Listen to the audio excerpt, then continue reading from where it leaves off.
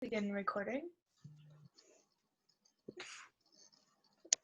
Okay. So could you please introduce yourself and the organization you work with? Yeah, so my name is Leslie Bellingham, and I'm the Director of Resource Development for Raising the Roof, which is a national homelessness prevention charity. Could you just explain a little more about Raising the Roof? Sure.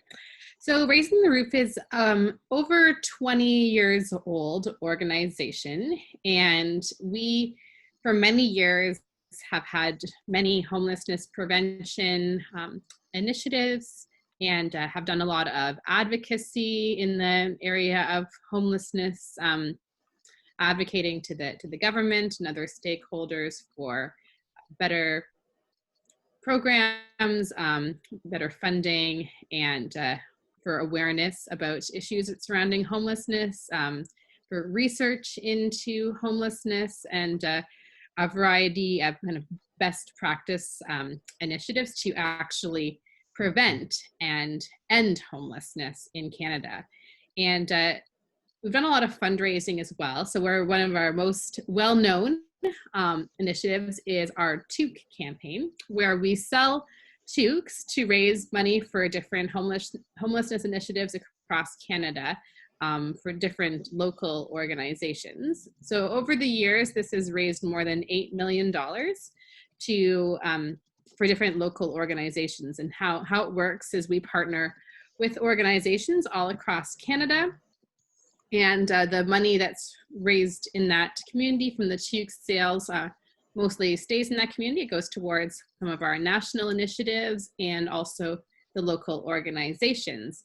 So always the local organizations we partner with, they're addressing homelessness in different ways. So they may have housing support for people who are looking for housing, helping them to navigate the relationship with landlords, helping them to find housing, helping them to stay housed. And maybe that they actually run shelters, that they have different homelessness prevention activities, like even things like helping people with rent, maybe with rent, but also like with utilities or food, because if you have more money that if you didn't have to spend your money on food, if you've got help with that area, then you can actually spend your money on rent and not become homeless. And yeah, just different kind of initiatives with especially around preventing homelessness. So we have one main program now that that is our own program that we do. We still have the fundraising for other organizations across Canada through our toque campaign, but also the money that is raised on the Raising the Roof end goes towards our program called Reside. So we're really excited about this program and really think it has a great opportunity to really end homelessness in Canada. We don't want to just manage it. We don't want to just see people housed for one night, but we want to really end homelessness in Canada. So our program Reside, what it is we take vacant real estate, vacant buildings, sometimes land, but mainly vacant buildings, and renovate them into homes for people who are homeless or may become homeless. And then we partner with a local organization that provides housing support to the people who are living in the house now. So that might be, help with some of other issues in life, like mental health or addictions, or finding a job, or other issues in life, and being able to maintain their housing, because that's a big issue. The main thing that people who are homeless need is a home. So we want to create new units of affordable housing. That's one of the biggest issues, is just a lack of supply of affordable housing. Mm-hmm. So we want to actually create new units, but also we want to make sure that people have the supports they need to maintain the housing. So that's why we partner with local organizations that provide ongoing supports to the people who live in the homes. And also, we prevent homelessness through this program through the actual renovations. So that process of renovating the vacant building into homes, we use social enterprise contractors. So those are local organizations, businesses that hire people who are experiencing barriers to employment. So it could be that the people, maybe they have mental health issues, maybe they've just had a really hard time finding and keeping a job, maybe they're newcomers to Canada, maybe they have, English or French if they're in Quebec, barriers, or maybe they have been incarcerated, and just different reasons that maybe it's been difficult to find and keep a job. So our social enterprise contractors, they give people the opportunity to receive training and that chance of somebody, investing in them, encouraging them, and giving them the practical trades skills they need so that when they are finished the program, they can get a good job in the trades, in the construction industry, which is booming everywhere, and there's lots of jobs to be had, and they are good paying jobs. And we find that like one of our partners is building up, and with their business, that at the end of their training program, they find about 85% of the people who graduate their program go on to full-time permanent jobs in the trades. And so we think that's really great. So being able to prevent homelessness, both in giving people job opportunity and actually providing new units of truly deeply affordable housing. Oh, that's really cool. So like, what inspired you to work with Raising the Roof? So before I worked with Raising the Roof, I worked for a local nonprofit that was helping people in the area, mainly of food security. We had a food bank and meal programs, and also a drop-in center, and some of these kind of day-to-day and emergency helps for people who are experiencing poverty. But I found that I often got calls from people who were looking for help with housing. So that was something that my previous employer and job didn't do. So we didn't actually have any housing units or emergency shelter. So I was constantly, referring people to places that did have this, but just or even people who were being evicted and didn't know where they were going to go. And so having, kind of referring people to maybe a shelter or things, and just seeing the insufficiency of it, that, even if they could find them a bed for tonight, it wasn't truly what they needed, that they really needed permanent, affordable housing. So I learned about this program, Reside, and what Raising the Roof was doing and the focus, and made me really excited for the possibilities of really, taking all these big vacant buildings that we see around and being able to transform them into something useful and actually, really make an impact on homelessness by creating the affordable housing and by giving people opportunity for employment. So that was really what attracted me to them. I only actually recently started, so I'm pretty new to the role, but was really excited about the opportunity with this program. And so, unfortunately, the topic of homelessness isn't always discussed. So why do you think it is important to discuss this topic, especially with youth throughout the community? Mm-hmm. So it isn't something that everyone cares about or sees. And I think that there's that mental image of somebody who is standing on the street corner asking for money, and you look and you say, oh, that there's a homeless person. And especially if you don't see this very often, if maybe you don't live in a large urban area, maybe you don't see that too often, that you kind of think that there isn't a homelessness issue, that there are no homeless people in your community, or that it's something that, maybe happens to other people somewhere, but it couldn't happen to you or anybody else, But I have known many people who have become homeless even for the first time, and it's not always that. I mean, that is part of it. I mean, some people really are sleeping outside and don't have anywhere to go, and maybe are begging on the streets. But most homelessness in Canada is really hidden homelessness. So it is often, people who are staying with a friend for a few nights because they don't have somewhere else to go, or they could be living in a shelter or some other kind of temporary accommodation. And some people do choose to live on the streets, or just have to live on the streets because there is nowhere else to go. But there's and maybe you don't see them, they're like, literally hidden, that they are in encampments and forests and under bridges and things like that, where nobody sees them. And there's a lot of people that like that, it's like staying with a friend for a few weeks. A lot of people, if you ask them, they wouldn't consider themselves homeless. But if you have no address and you have no home where you're with a family or friend, or on your own permanently, then technically you are homeless. So I think that it's important to know that this exists.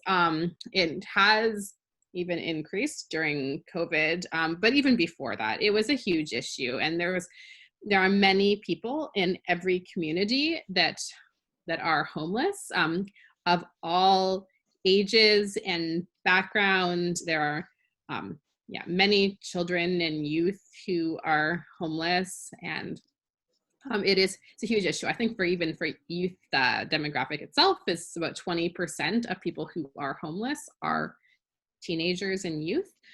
So it's something to be aware of. A really good resource I'd recommend to you if you want to learn more about homelessness in Canada is homelesshub.ca. It's a really great website with lots of research, more than you would ever want to know, probably. But if you're really motivated and want to learn more, it's great. You can kind of see really how it looks. And so it's just something I think that everyone should be aware of and concerned about. It's not something that's happening somewhere far away that doesn't impact. And I've known too, unfortunately, it's something that can happen to a lot of people. I've known people who are doing very well financially. They had, a business, but maybe they had an injury or a series of unfortunate events, and they actually ended up, losing their home and had to move out, and things like this happen, and it's something that can happen to really any of us. So we're really working to make sure that there are the supports and are the systems in place that so if it did happen to any of us, that we would have a place to call home. Earlier you were talking about looking at prevention. So like, what are some ways that we can help prevent homelessness? So it's really broad, but some ways, like obviously like the program that we're doing, by actual creation of more affordable housing, and encouragement and supports for people who may become homeless. Like there's been some even success in like if anybody ever knew somebody who was maybe going to become homeless, to being able to like help to connect them to resources and things. But like definitely just having more housing stock is the most important thing.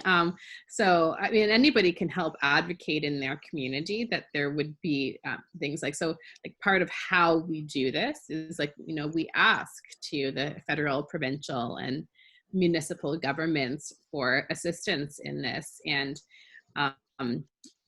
advocate that if the governments would spend like every dollar that's spent in homelessness prevention and actually providing homes for people is $4 saved somewhere else. Like, so if say, like often if someone is homeless and on the streets, there'll be police officers going to check on them or attend to them. There's, there's there's the rates of more going to the hospital. Sometimes like maybe they actually have medical issues from living on the streets, and sometimes that they're actually just going to the hospital to be safe and warm and taken care of. So those are really expensive, like to pay for police officers and even shelter workers, that even if there's like a shelter that's staffed 24/7, it's really expensive to run that, to have people who are always there with the residents. But if you actually spend money on building permanent housing with supports, that actually saves the government more money in other ways. And, even in crime, people breaking in and squatting in places or something, and having to call the fire department and that, like, there's a lot of money that are spent on the effects of homelessness.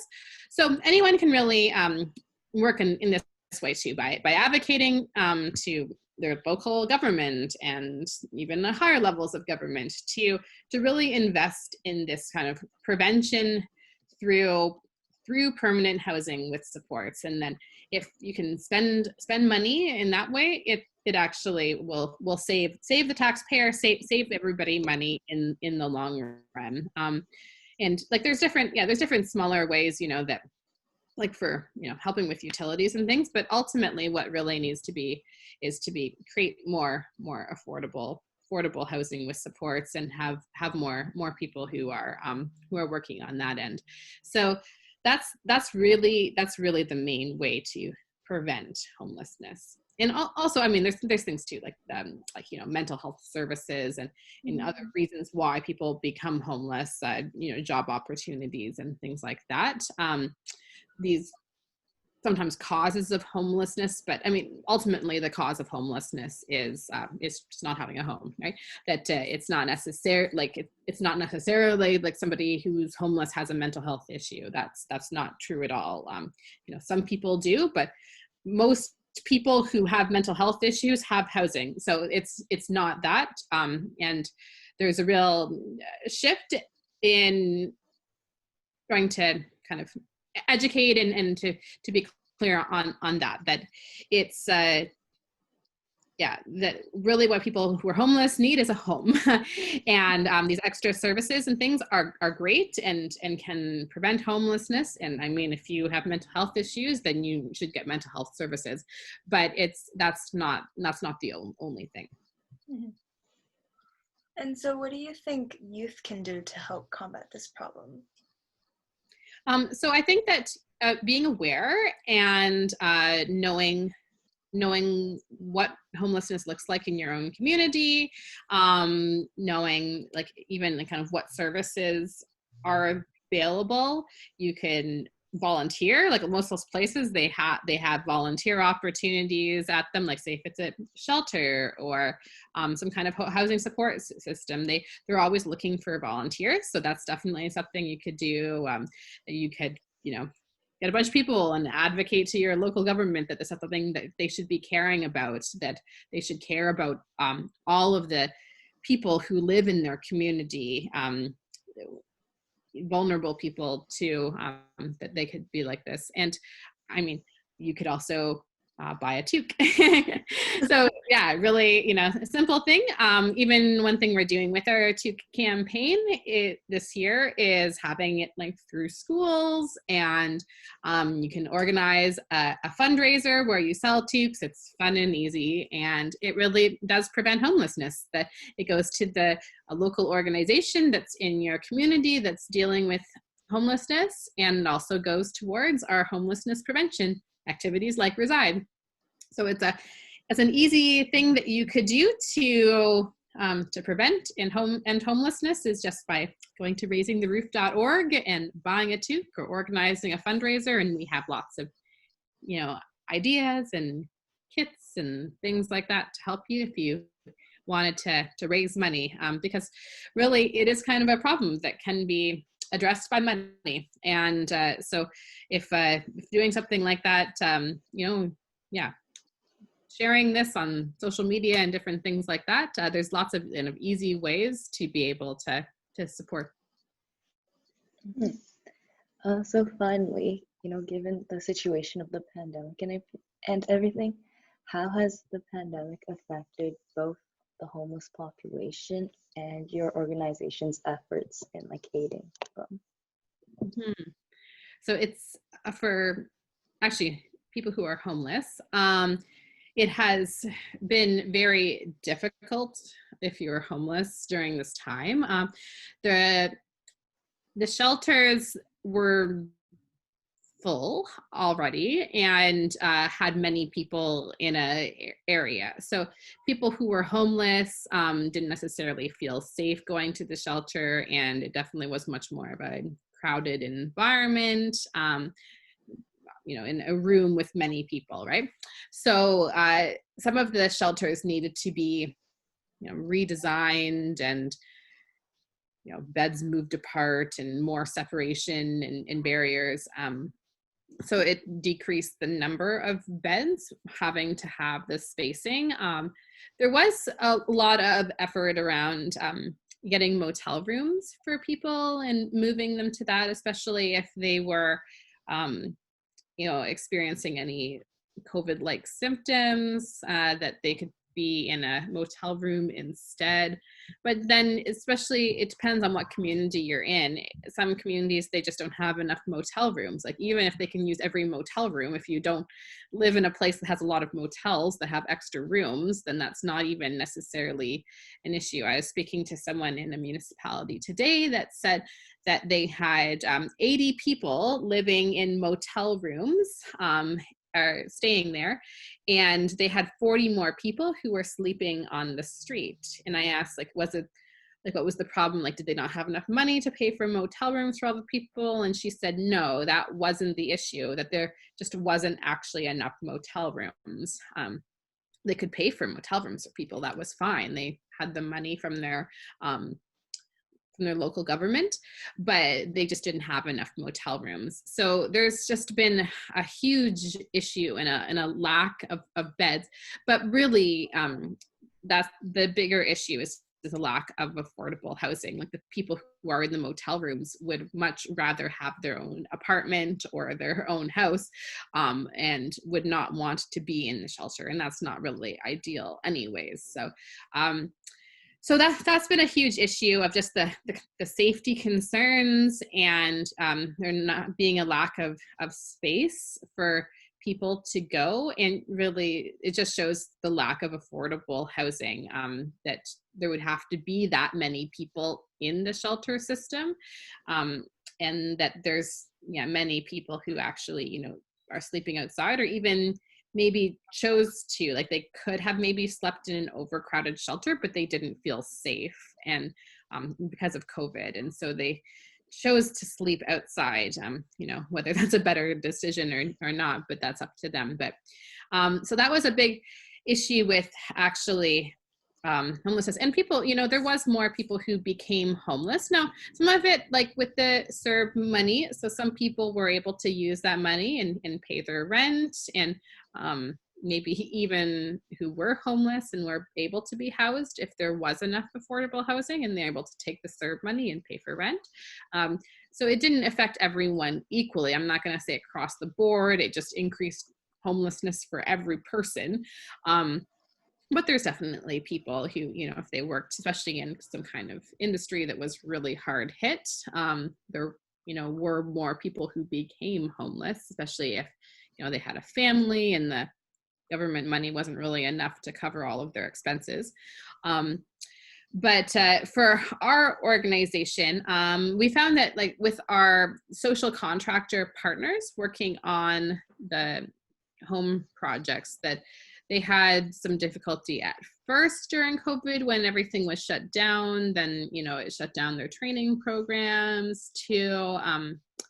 As things opened up more, construction is an essential service, so that we're able to go back to work and keep working on the projects. So that's good. Now pretty much everyone's back to work, and it's all that's all running well. As far as in fundraising, of course, people's incomes have been affected. There's less people who are able to give. Some people, I mean, some people were still and are still doing fine, whose businesses weren't affected by COVID, and were essential workers and never were laid off or anything like that. But it's a little more challenging. Like, say, with our tooth campaign, we do usually a lot of tabling kind of events where you set up a table and are selling toques, or sometimes a kind of a pancake breakfast and sell toques together. So this year, not being able to have those kind of events in person, and that kind of so that's really been effective. So I have to be more creative. So we've come up with more creative ideas of online sales or drive-through toque sales, or selling them in stores, asking stores to do this, or asking businesses to buy one for other things. And maybe even the school ones, we haven't really done that before, but people kind of like selling chocolate bars or something like that with a school fundraiser, selling toques that way. So there's different ways around it, but definitely having to be more creative in how we raise funds, not being able to have in-person events. I found that a lot of the agencies that we support have really been affected financially through this, because if they rely on events for fundraising a lot and not being able to have events, then it's really been hard. So we're really hoping that this year's toque campaign, because it is something that you don't necessarily have to be in person with somebody, to buy a toque. So it's something that can be done remotely or can be done in other ways. So we're hoping that this is still going to be good this year as far as the toque sales go, and that the fundraiser won't be affected too badly from that. And especially so for our partner agencies, that they really need the money.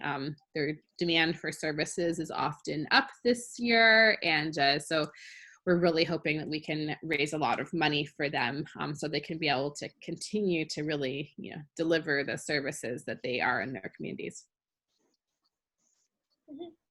And finally, to end off the interview, is there anything else you would like to add about your organization or on this topic? No, but I think it's really great that you care about this subject, and I hope that you'd be the kind of people who will research and take action, see what's available in your community, and want to do something about it, because it's something that it's not going away if nobody takes action, nobody cares. But that if we do come together and we raise our voices together and advocate on people who maybe have a hard time advocating for themselves, and raise money for this, that it is something that we actually can make a difference, and that we actually can prevent and end homelessness. It's a crazy thing to say that it can be ended, but in a functional way. Like, there'll always be people who become homeless, but if it can be